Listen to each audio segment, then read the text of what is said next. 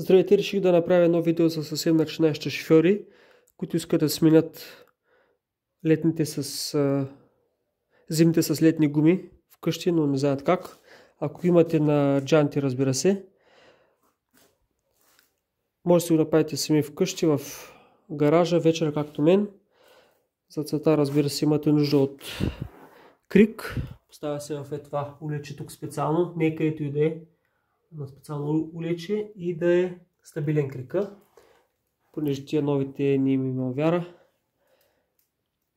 Ключите, разбира се, една тръба имам за по-лесно им развъртане, едно парцалче, ако нещо са зацапани, и имаме малко грес да ги намажа после, по-лесно да се завъртат и развъртат.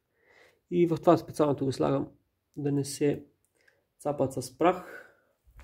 Първо обезопасявам колата, слагам под всяка гума едно трупче, отпред и отзад, понеже гаражът ми е под наклон и да се случи да тръгне, ръчното съм включил. Когато, разбира се, правите ремонт и трябва да лягате под колата, не вярвайте на тези крикове, а сложете и дървено трупче или няколко. Повдигате малко колата, но да не отлепя гумата от земята, понеже ще ви е трудно да отвиете болтовете. Когато ги разхлабите, повдигате още малко да отлепи гумата.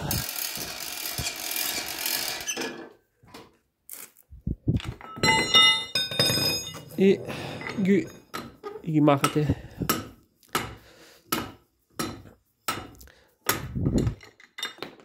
Забърсвате ги с парцалчето.